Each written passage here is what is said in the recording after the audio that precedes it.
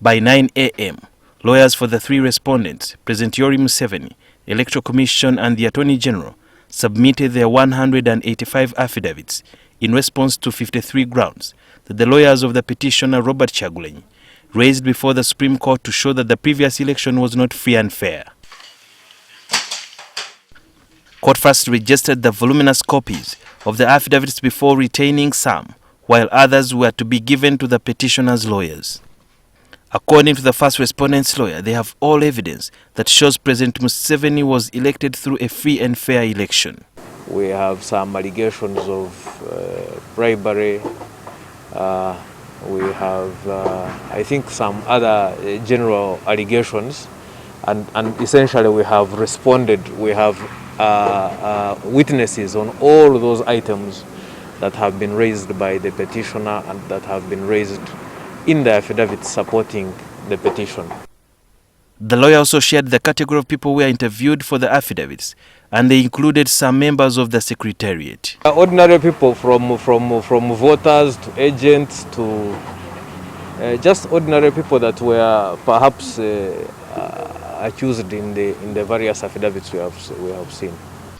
After verifying and confirming the affidavits, representatives of Kyagulanyi's legal team were served by the Museveni, Electoral Commission and Attorney General's teams. According to Jet Tumwebazi, a lawyer who represents the Electoral Commission, there are some complaints that Kyagulanyi's lawyers raised. The allegations about the registry, the day of polling itself, the results themselves, the transmission, all of those we've answered them. The witnesses were there. You know, the good thing is with this election is that it doesn't happen at midnight. It happens during the day from 7 to 7. There was also a problem of declaration forms which Kyagulanyi claimed were altered. Somewhere in Busia, where there was an allegation that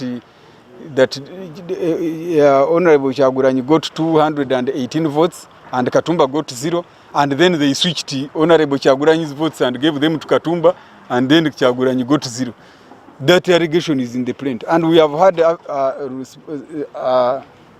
witnesses to answer to say no, this is the district tally sheet, and his results are actually there.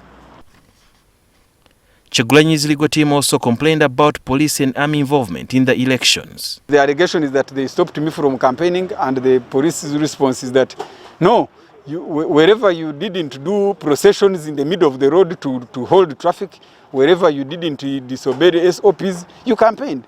Where you attempted to carry out mass rallies in the middle of the road, like on Jinja Road in Mukono, they were holding traffic for 20 kilometers. That's how we were chasing you from. And then also they would agree on venues. They agree on venue A. When a candidate arrives in a district, he wants to go to the market.